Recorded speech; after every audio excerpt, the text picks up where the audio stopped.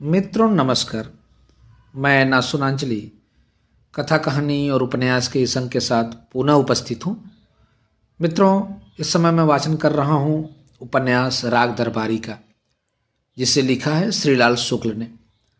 दोस्तों, साहित्य अकादमी पुरस्कार द्वारा पुरस्कृत यह उपन्यास बहुत प्रसिद्ध उपन्यास है श्रीलाल शुक्ल जी का। अब तक मैं इस उपन्यास के 27वें भाग तक का वाचन अपने वाचन के पिछले क्रम में कर चुका हूँ। आज लीजिए सुनिए उपन्यास राग दरबारी के भाग 28 का वाचन मेरे अर्थात नाथसुनांजलि के स्वर में। उस गांव में एक दुखी लड़का था जिसका नाम रूपन बाबू था। कुछ दिन पहले उसका रूप लंबा चौड़ा और रुतबा ऊंचा था, क्योंकि उसके बाप का नाम वैद्य जी था और इसके अलावा उसका अपना भी एक नाम था। वह 10वें दर्जे में कई वर्षों से पढ़ रहा था और विद्यार्थियों का लीडर था। तहसीलदार उसका हमजोली, थानेदार उसका दरबारी और प्रिंसिपल उसका मातहत था। वह बहुधा कॉलेज के मास्टरों के व्यवहार और आचरण से असंतुष्ट रहता था और मास्टर लोग उसे भयाना भय भीषणम भीषणा नाम और पिताजी का पिता मानते थे। घर पर उसकी हैसियत एक तेज तर्राक बछेड़े जैसी थी और यह निश्चय था कि देश के राजनीतिक चारागाह में स्वच्छंद चरने वाली होनहार संतानों की तरह किसी दिन वह भी चरने की कला सीख जाएगा और बाप के मर जाने पर इधर उधर के रास्तों में साल 6 महीने बिताकर किसी दिन वह अपने बाप की जगह पर ही जुगाली करता हुआ दिखाई देगा। 5 महीने पहले उस गांव में एक लड़का आया था जिसका नाम रंगनाथ था। लोग उसके बड़प्पन को पहचानते थे क्योंकि उसके मामा का नाम वैद्य जी था और इसके अलावा उसमें अपना भी एक बड़प्पन था। उसने इतिहास में एमए पास किया था। वह देखने में भला और सीधा था, पर चाहने पर टेढ़ी बात भी कर लेता था।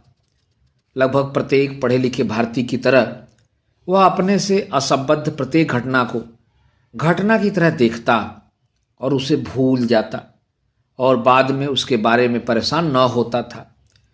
इतिहास पढ़ चुकने के कारण उसे राजनीतिक और सामाजिक शोषण और उत्पीड़न की बहुत सी कहानियाँ आती थीं, पर उसके दिमाग में कभी यह न आया कि वह भी इतिहास का एक हिस्सा है और अगर चाहे तो इतिहास को बना बिगाड़ सकता है।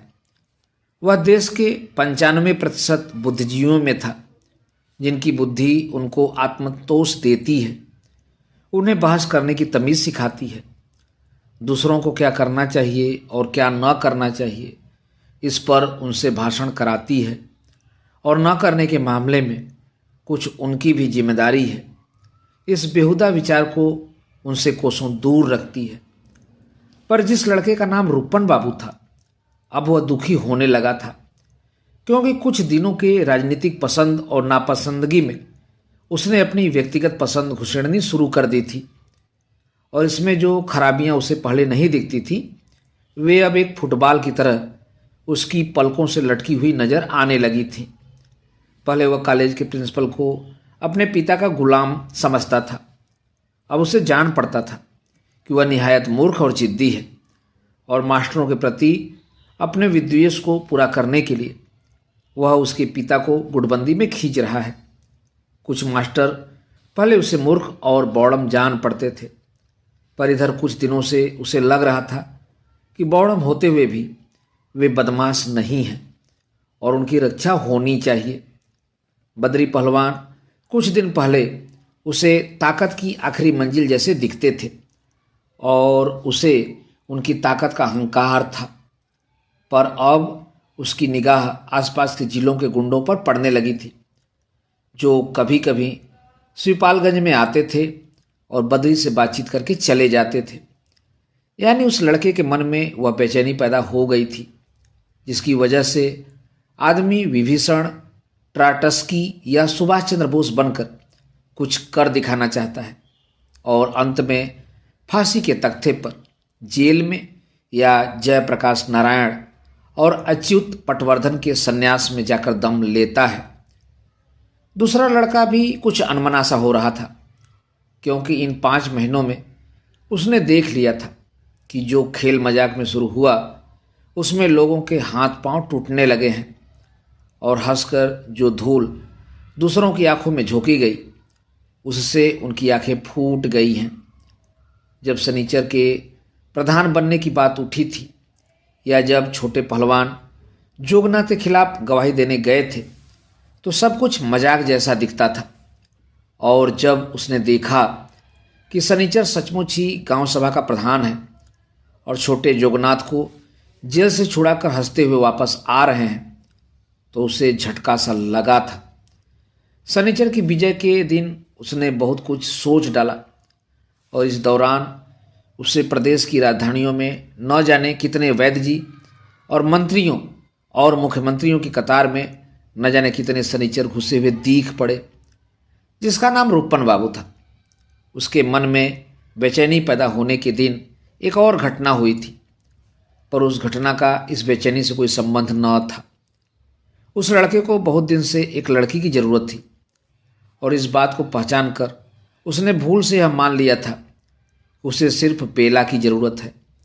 इसके बाद अपनी उस इच्छा को, जो कीड़ों मकोड़ों, चिड़ियों, जानवरों आदि में मौसम के हिसाब से और आदमी में मौसम हो या न हो प्रकट होती है, उसने प्रेम का नाम दे दिया था, जो हमारे शब्दकोश में शायद कविता के फ्रेम में आया है। उस लड़के ने यह सोचना शुरू कर दिया कि वह बेला को प्रेम करता है, और पूरे तथ्यों की जानकारी न होने से उसने यह भी सोच डाला कि बेला को उससे भी प्रेम होगा। फिर उसने बेला को एक प्रेम पत्र लिखा था, जिसका जवाब बेला ने तो नहीं दिया, पर जिसके लिए उसे खुद कई जगह और कई बार जवाब देना पड़ा।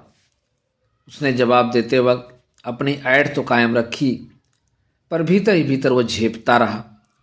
और जिस दिन उसने खन्ना मास्टर से सुना कि बेला और बद्री पहलवान की आपसी साठगांठ है और बद्री उसे शादी करने जा रहा है, तो उसके मन में बड़ी बेचैनी पैदा हुई, और पता नहीं कैसे उसी बेचैनी ने उसे प्रिंसिपल, वैद्य जी, बद्री पहलवान, शनिचर सभी के बारे में उल्टा सीधा सोचने के लिए विवश कर दिया। अभी तक वह यथार्थ का प्रदर्शन करता था, अब उसके जीवन में यथार्थ के दर्शन की शुरुआत हुई। उसी के साथ दूसरे लड़कों को भी एहसास हुआ कि शोषण और उत्पीड़न की कहानियां रट लेना ही काफ़ी नहीं है। जिस गधे की पीठ पर सारे वेदों, उपनिषदों और पुराणों का बोझ लदा होता है, वह अंतर्राष्ट्रीय विद्वत परिषद का अध्यक्ष बन जाने के बावजूद मनुष्य नहीं हो जाता। वह होने के लिए विद्वता का बोझा ढोने के सिवाय कुछ और भी करना होता है।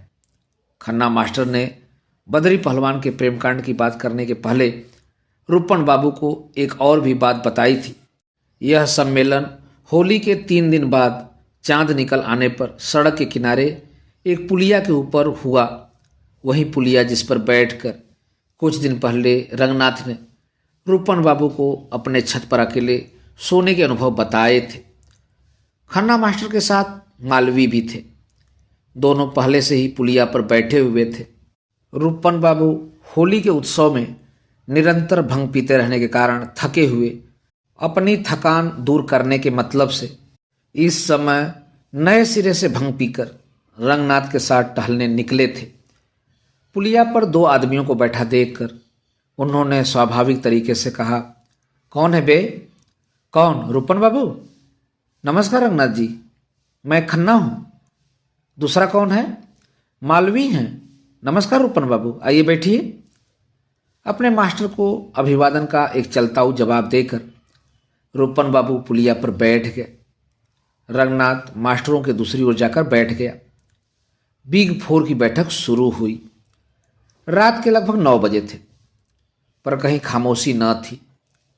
तहसील के सामने तंबोली की दुकान पर बैटरी वाला रेडियो अभी बज रहा था, और फिल्मी गानों के परनाले से अरमान, साजना, हसीन, जादूगर, मंजिल, नज़र, तू कहाँ, सीना, गले लगा लो, गले लग जाए, मचल मचल कर, आधियाँ, गम, तमन्ना, परदेसी, शराब, मुस्कान, आग, जिंदगी, मौत, बेरहम तस्वीर, चांदनी, आसमां, सुहाना सपन, जोबन, मस्ती, उभार, इंतजार, बेजार, इसरार, इनकार, इकरार जैसे शब्द लगातार गिर रहे थे, जो भूखमरे देशों में नव जागरण का संदेश देने के लिए सब प्रकार से उपयुक्त है।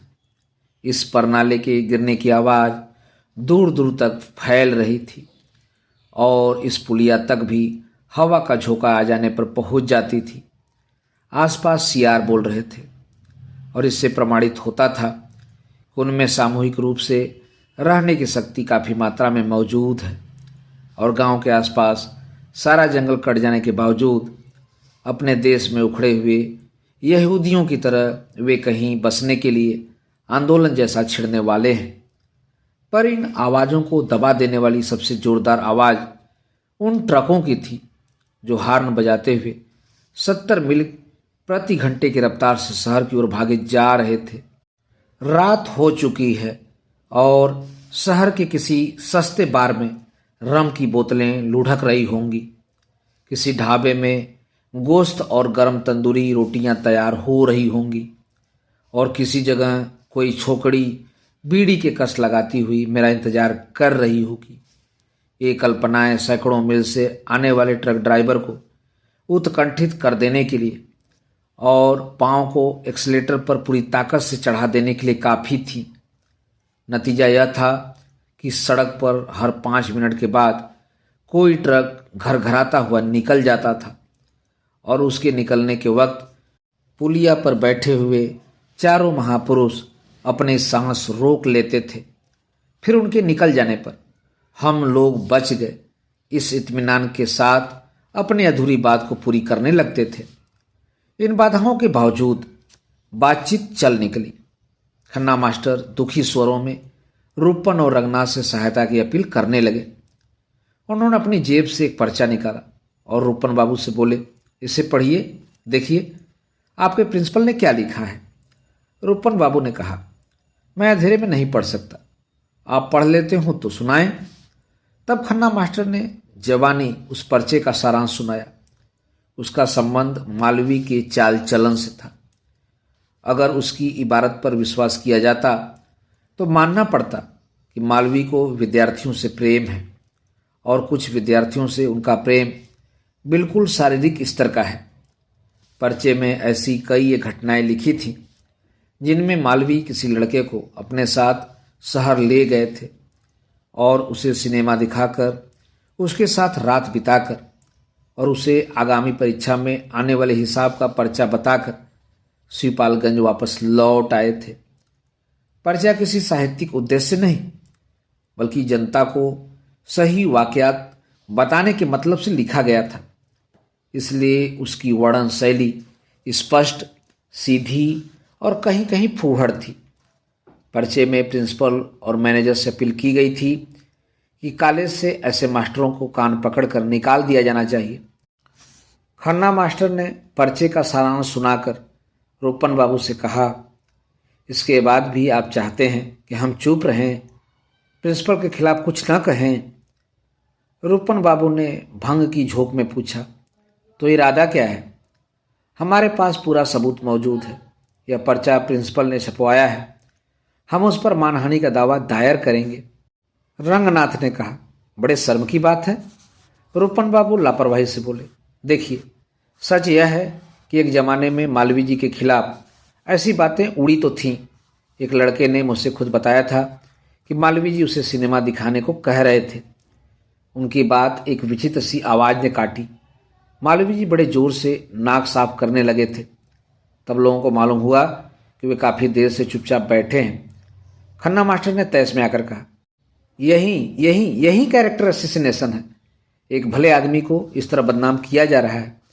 आपसे हमदर्दी की आशा थी और आप भी इस तरह की बात कर रहे हैं। रूपन बाबू निर्दयतापूर्वक बोले, मैंने तो जो सुना वह कह दिया। मास्टर लोग ऐसी हरकतें तो करते ही रहते हैं।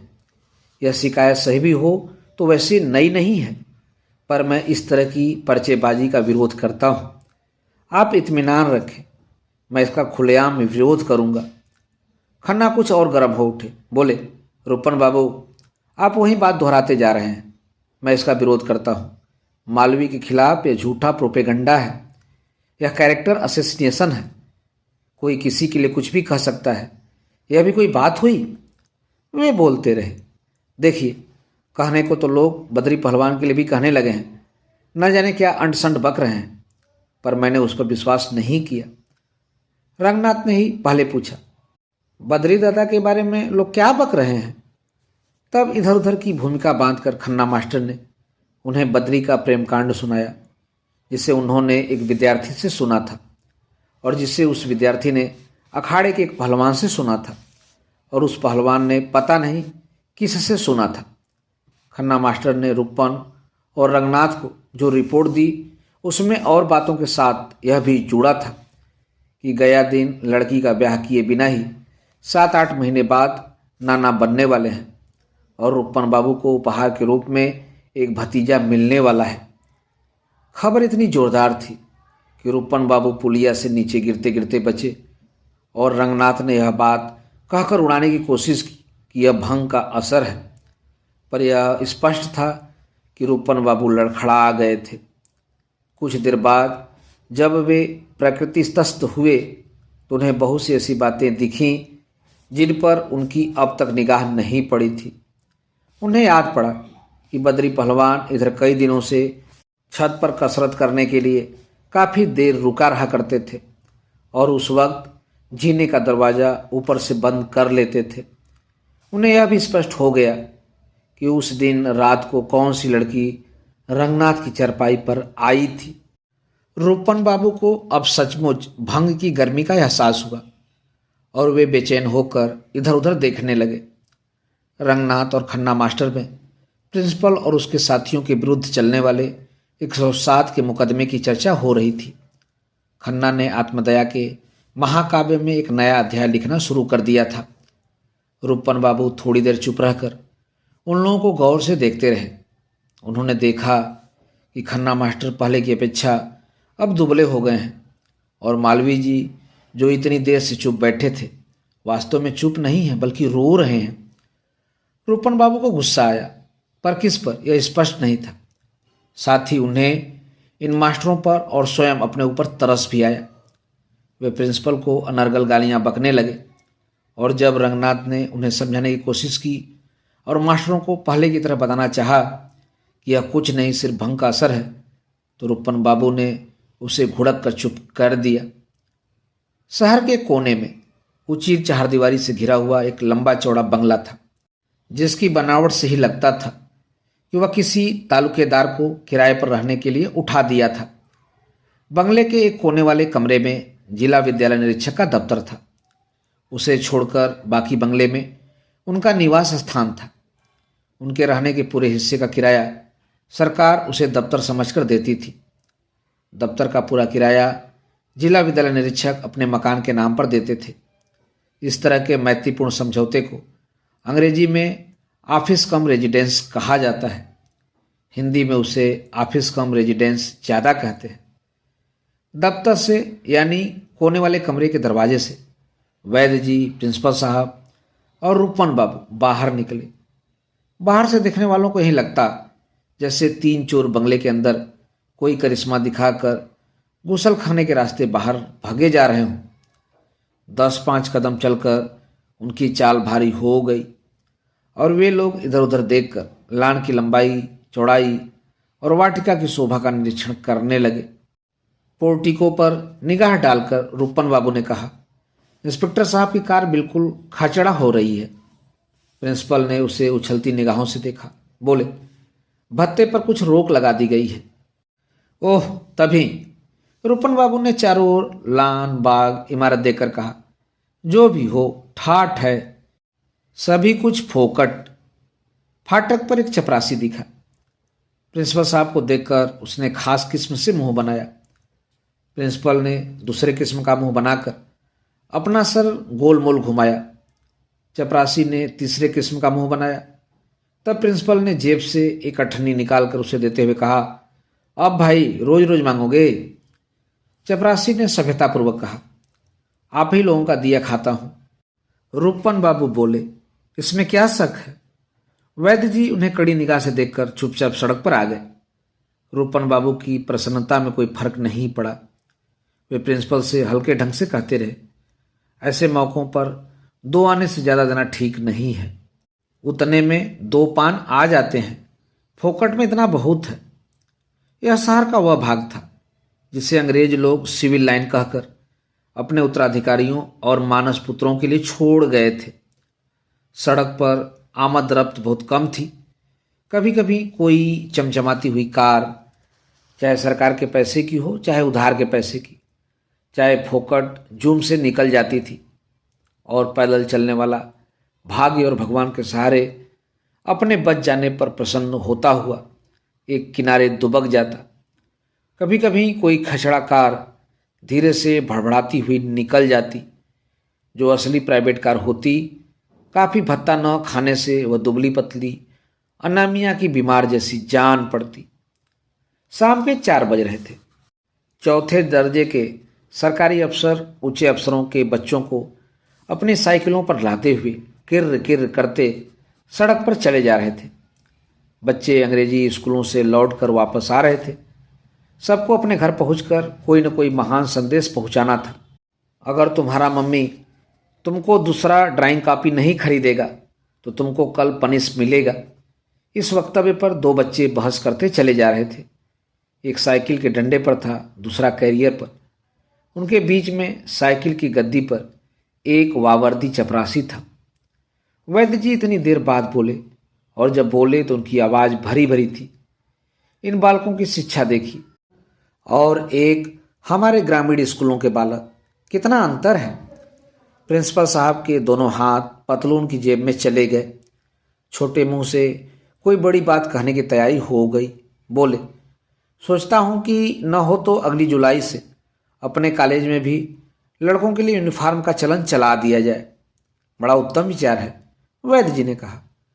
रूपन बाबू पीछे प्रिंसिपल साहब से बोले, कौन सी यूनिफॉर्म चलाइएगा, इस चपरासी वालों का या उन लड़कों वालों का? प्रिंसिपल साहब बोले, रूपन बाबू, मैं पूरा सोशलिस्ट हूँ, दोनों को एक समझता हूँ। मैं आपको मिलाकर तीनों को ही एक समझता हूँ। वे लोग कुछ देर चुपचाप चलते रहे। प्रिंसिपल साहब ने वैद्य जी से कहा, इंस्पेक्टर साहब के घर से पीपा वापस नहीं आया। वैद्य जी गंभीरतापूर्वक चलते रहे। सोचकर बोले, 10 सर के लगभग तो होगा ही। जब इतना घी दे दिया तो पीपे का क्या सो। प्रिंसिपल हंसे, बोले, ठीक है, जाने दीजिए। जब गाय ही चली गई तो पगहे का क्या अफसोस। वही तो। वैद्य जी और भी गंभीर हो गए और कथा बाजने लगे। जब हाथी दान कर दिया तो अंकुश का क्या झगड़ा। राम ने जब विभीषण का राज तिलक किया तो जामवंत बोले कि महाराज, सोने का एक भवन तो अपने लिए रख लिया होता। उस पर मर्यादा पुरुषोत्तम श्री रामचंद्र जी महाराज क्या कहते हैं कि हे जामवंत, विकृते करिणी किम कुसे विवादः। हाथी बेच देने पर अंकुश का क्या झगड़ा। प्रिंसिपल के मन से जैसे एक कांटा उखड़ गया। किसी उच्च कोटि के भाग्यवादी की तरह सिर हिलाकर उन्होंने बहादुरी से कहा, तो ठीक है, जाने भी दीजिए। क्या रखा है इस पीपे में? रूपन बाबू बोले, पर बात उसूलन गलत है। उन्हें पीपा वापस कर देना चाहिए था। हर बार नया पीपा कहाँ से लाया जाएगा। उन्होंने प्रिंसिपल से आग्रहपूर्वक कहा, आपको कुछ कहते हुए झिझक लगती हो तो मुझे हुक्म दीजिए, मैं वापस मांग लाऊं। पर उन्हें किसी ने हुक्म नहीं दिया। वे लोग बाजार में आ गए थे। आज भी हिंदुस्तानी शहरों में 2 तरह के बाजार होते हैं, एक काले यानी नेटिव लोगों का और दूसरा गोराशाही बाजार। यह दूसरे किस्म का बाजार था। यहाँ अंग्रेजी सिनेमा घर, शराब खाने, होटल और चमकदार दुकानें थीं। बिजली के झिलमिलाते हुए विज्ञापन थे जिनके प्रिय विषय सिगरेट और शराब थे। यहाँ आकर लगता था कि देश में रोटियां भले न मिलें, केक इफरात से मिल जाते हैं, और अगर तुम्हारा गला पानी न मिलने के कारण सूख गया है तो तुम बियर पीकर तरोताज़ा हो सकते हो, और अगर ज़रूरत पड़े तो मद्य निषेध पर भाषण भी फटकार सकते हो। संक्षेप में यहाँ आने से ही लगता था कि तुम्हें खाने पीने, पहनने ओढ़ने का कष्ट तभी तक है जब तक कि तुम जनता हो, और अगर तुम इन कष्टों से छुटकारा चाहते हो तो जनतापन छोड़कर बड़प्पन हथियाने की कोई तरकीब निकालो। एक जगह फुटपाथ पर धोती कुर्ता टोपी वाले 4-6 महाशय टहल टहल कर गप लड़ा रहे थे और अपने आप से बहुत खुश थे। कभी कभी खुशी के अतिरेक में वे एक दूसरे के पैर के पास पान की एक लंबी थूक दे देते थे। रूपन बाबू, जिनका जन्म अंग्रेजों भारत छोड़ो का नारा बुलंद हो जाने के बाद हुआ था, बड़े विश्वास से बोले, खुदा अपने गधों को जलेबियां खिला रहा है, हर साख पे उल्लू बैठा है। ये काव्य जनसाधारण में बहुत ही प्रचलित और विख्यात है, और इन्हें कहकर रूपन बाबू ने कोई बड़ी मौलिकता नहीं दिखाई थी, पर उन्होंने इसे जिस अंदाज से कहा उससे लगा कि वे गंभीर होते जा रहे हैं। प्रिंसिपल ने उन्हें पुचकारा और वैद्य जी से कहा, चलिए महाराज, कुछ खा पी लिया जाए, लड़के की तबीयत उखड़ रही है। उन्होंने सबसे पहले पान की दुकान खोजने का विचार किया। हिंदुस्तानी के लिए यह कोई कठिन बात नहीं। रॉबिन्सन क्रूसो के बजाय कोई हिंदुस्तानी किसी एकांत द्वीप पर अटक गया हो तो फ्राइडे की जगह वह किसी पान बजाने वाले को ही ढूंढ निकालता। वास्तव में सच्चे हिंदुस्तानी की यही परिभाषा है कि वह इंसान जो कहीं भी पान खाने का इंतजाम कर ले और कहीं भी पेशाब करने की जगह ढूंढ ले। पर इस बाजार में पान की दुकान खोजने की जरूरत न थी, दुकानें खुद आदमी को खोजती थी। यहाँ पान की दुकानें आगे की ओर थीं और पान की दुकानें पीछे की ओर थीं, और दाईं ओर और बाईं ओर भी पान की ही दुकानें थीं। ये तीनों आदमी बिल्कुल अपने सामने की दुकान के पास जाकर खड़े हो गए। बड़े से शीशे में वैद्य जी ने अपने साफे का कोना ठीक किया। रूपन बाबू ने आंख दबाकर मुस्कुराने की कोशिश की और प्रिंसिपल साहब पान वाले से बात करने लगे। उन्होंने धीरे से कहा, 3 गिलास जरा गाढ़े मिल के हों। वैद्य जी ने मासूम बनकर पूछा, क्या है, क्या है? प्रिंसिपल साहब ने कहा, कुछ नहीं, बस यही, पान के पहले पानी का इंतजाम हो रहा है। तंबोली ने भंग घोलकर 3 गिलासों में डाली।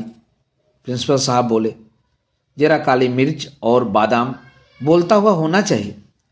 तंबोली की दुकान पर एक अत्यंत सुंदर और स्वस्थ नौजवान की फोटो लटकी थी, जो यकीन किया जाता था कि उस थुलथुल और बेहुदा आदमी की 10-15 साल पहले की तस्वीर है।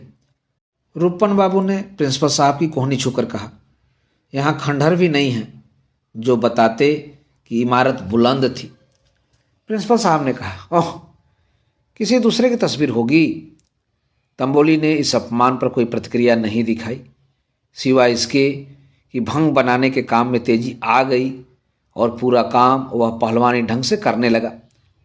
रूपन बाबू इस डर से कि चुरा कर भंग बेचने के जुर्म में कोई पुलिस का आदमी तंबोली का चालान न कर दे, इधर उधर देखने लगे। चारों तरफ अंग्रेजी की बहार थी, अंग्रेजी के विज्ञापन, अंग्रेजी में ही दुकानों के नाम, गंदे कॉलर वाले क्लर्क, लगदग कपड़ों वाली व्यापारियों की औलादें, आवारा जैसे घूमने वाले बहुत से राजनीतिक कबाड़ी, निगाह से ही सारी दुनिया को परास्त करने वाले ठुड्डी ऊंची किए हुए छके छकाए अफसर, सभी अंग्रेजी बोल रहे थे। अंग्रेजी पोशाक में लोग तने हुए आते थे और तने हुए निकल जाते थे। एक अंग्रेजी सिनेमा के पोस्टर पर एक विलायती औरत लगभग नंगी एक तख्ते पर अधलेटी पड़ी हुई चूमी जा रही थी। 2-4 काले कलूटे मैले कुचले बच्चे पास खड़े हुए उसका मुआयना कर रहे थे।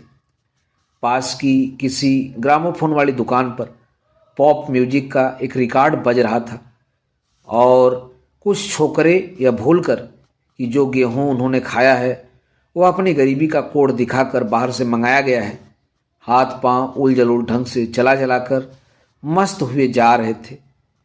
रूडयार्ड किपलिंग का धड़ ऊपर और सिर नीचे लटकाकर पूर्व और पश्चिम की संस्कृतियां विराट रूप से मिल रही थी। 2 लड़कियां झबरे बालों, चूड़ीदार पायजामों और जिस्म को पहलवानी ढंग से तान देने वाले कुर्तों में लैस अंग्रेजी में बात करती चली जा रही थी। रूपन बाबू के मन में आया कि दोनों को दबोच कर कहीं भाग जाएं। अपनी इस जंगली इच्छा को उदात्त रूप देकर उन्होंने प्रिंसिपल साहब से कहा, देखा आपने, लगता है सब विलायत से आई हैं, उन्हीं के पेशाब से पैदा हुई हैं।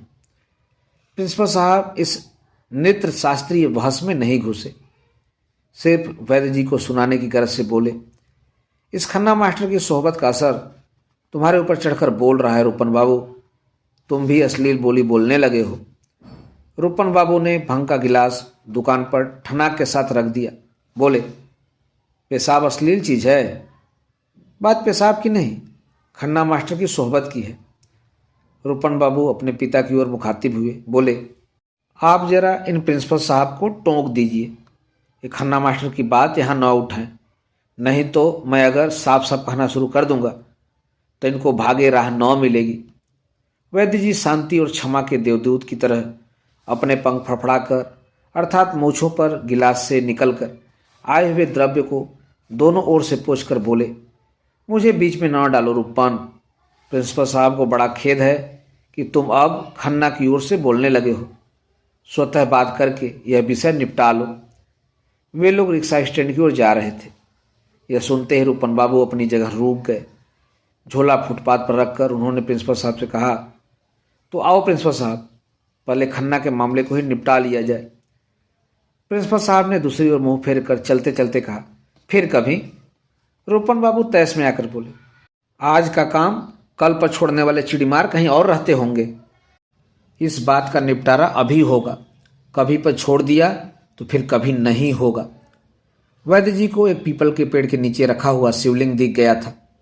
उसके ऊपर एक छोटे मॉडल का मंदिर बना दिया गया था। शिवलिंग देखते ही वैद्य जी भक्ति से आतुर हो गए। यह गोराशाही बाजार है जिसमें भगवान का नाम छिपाकर लेना चाहिए। विवेक की यह बात भूलकर वे पीपल के पेड़ के नीचे पहुंच गए और भरे गले से शंकर की स्तुति बाजने लगे। फुटपाथ पर प्रिंसिपल साहब और रूपन बाबू कल का काम आज करने के लिए खड़े हो गए। वैद्य जी ने आंखें मूंद ली। पीछे पीछे मोटरें आती जाती रहीं और लड़कियों की अंग्रेजी में सनी हुई आवाज़ें हवा में तड़प पैदा करती रहीं। खिलौने वाले किसी सिनेमा में किसी खिलौने वाली ने जैसी ट्यून बजाई थी उसी की नकल पर कण विस्फोटक संगीत की रचना करते रहे। पर जिस तरह विरोधी पक्ष की चीख पुकार और गाली गलौज को निस्सार मानकर असली मिनिस्टर कुनबा परस्ती के रास्ते पर सीधे चलता रहता है, उसे निर्लिप्त भाव से वैद्य जी भी इन आवाज़ों को अनसुना करके शंकर जी की प्रार्थना में लगे रहे।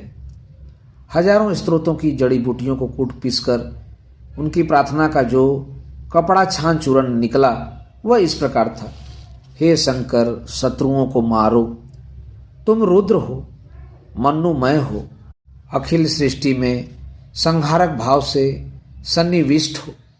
गांव में रामाधीन भीखम खेड़वी कॉलेज की मैनेजरी का चुनाव हार चुका है। उसने डिप्टी डायरेक्टर ऑफ एजुकेशन के यहाँ एक प्रार्थना पत्र भेजा है कि चुनाव तमंचे के जोर से हुआ है। पुलिस कप्तान के यहाँ भी उसने शिकायत की है। तो भंग और धतूरा खाते हो, हे शंकर, इन हाकिमों की भ्रष्ट बुद्धि में तुम अपना भंग और धतूरा डालकर उसे कुछ और भ्रष्ट कर दो। उन्हें हमारे पक्ष में लिखने को प्रेरित करो। हे भूतनाथ, रामाधीन भीखम खेड़वी को मारो। हे त्रयंबक, सुगंधि में पुष्टिवर्धन, मुझे मृत्यु के संग से वैसा ही तोड़ दो जैसे डंठल से खीरा तोड़ा जाता है, पर अमृतत्व से मेरा साथ न तोड़ो।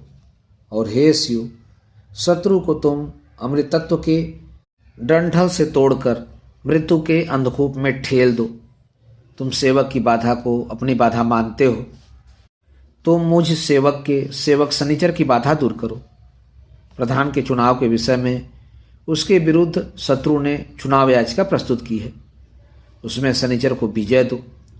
यदि शत्रु याचिका वापस न ले तो उसे मार डालो। हे उमापति, जगत कारण, पन्नगभूषण शिव, राम स्वरूप कोऑपरेटिव सुपरवाइजर के सवाल को उठाकर शत्रुगण यूनियन में गबन की बात कर रहे हैं। वे चिल्ला रहे हैं कि उसमें मेरा भी हाथ था। कोऑपरेटिव इंस्पेक्टर नीच, धूर्त एवं ईमानदार है और हाथ नहीं चढ़ रहा है। पिछली बार वह मुझे अकेले में भय दिखा गया है। तुम इस कोऑपरेटिव इंस्पेक्टर को मारो।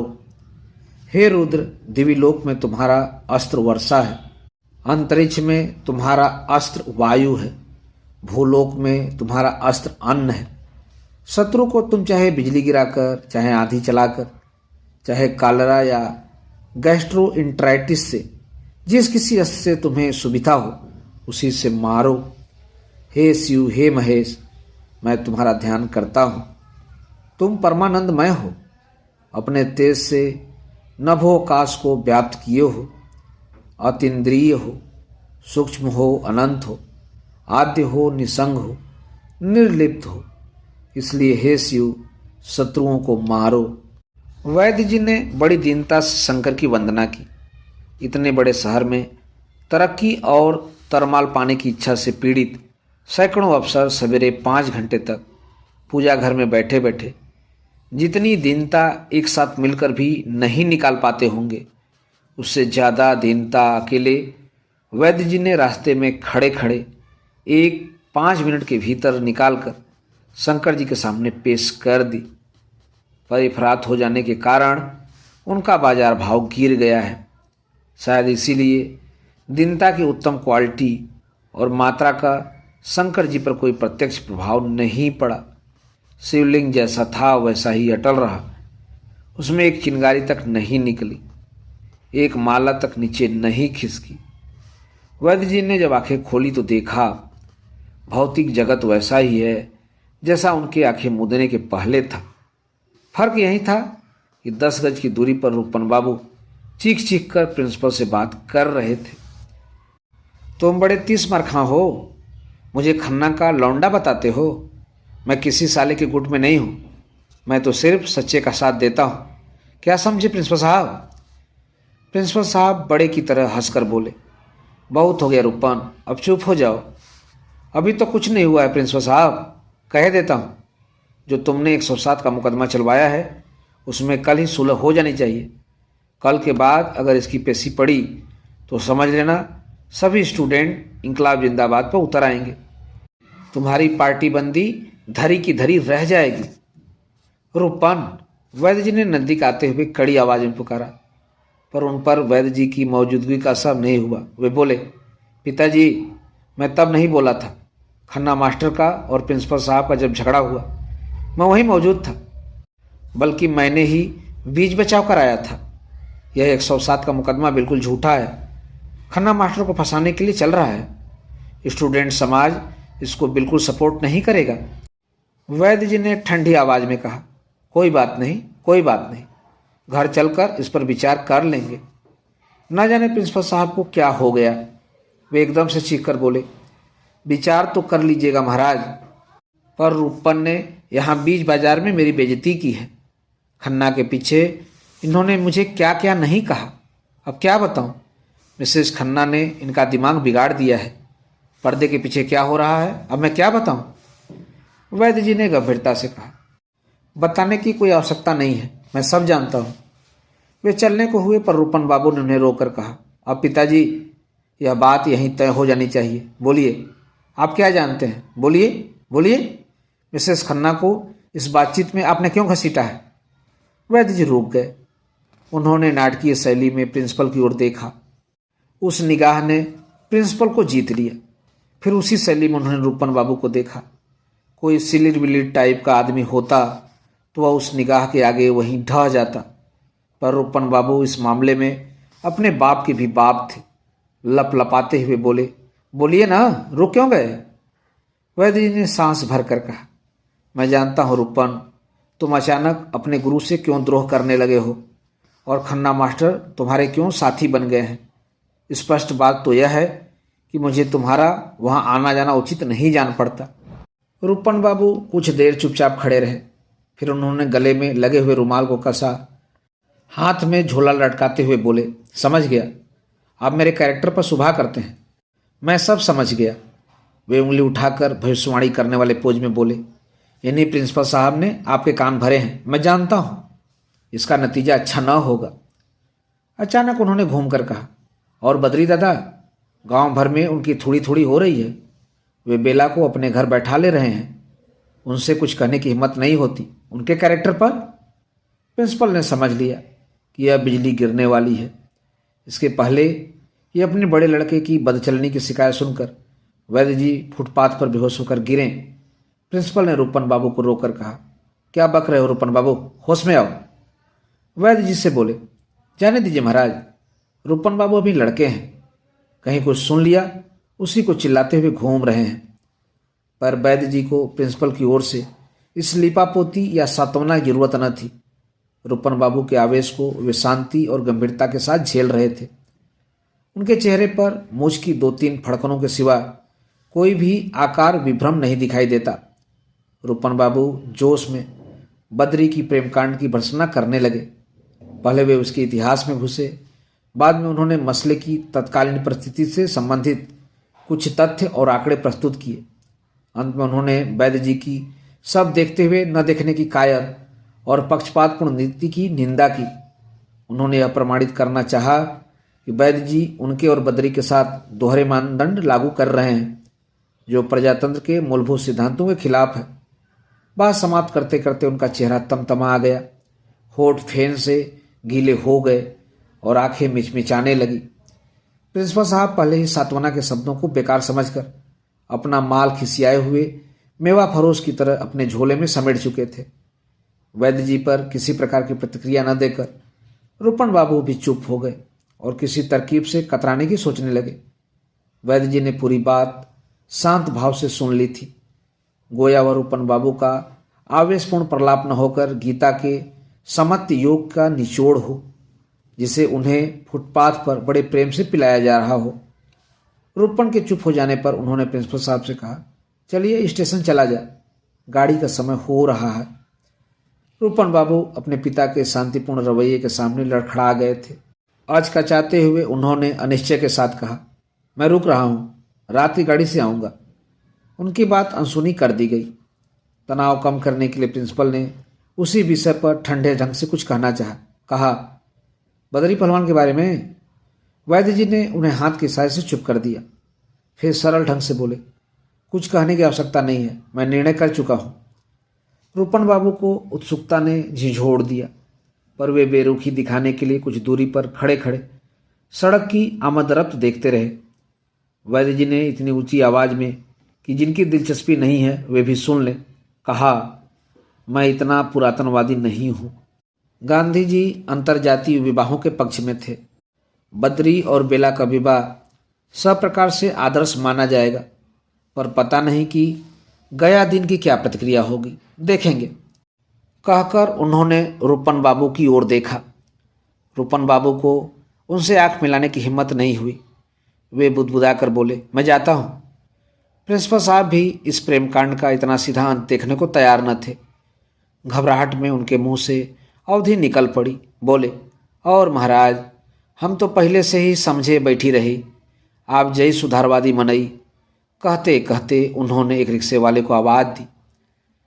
वैद्य जी ने कहा, यह क्या, आप नहीं जानते, मैं रिक्शे पर नहीं चढ़ता, तांगा बुलाइए।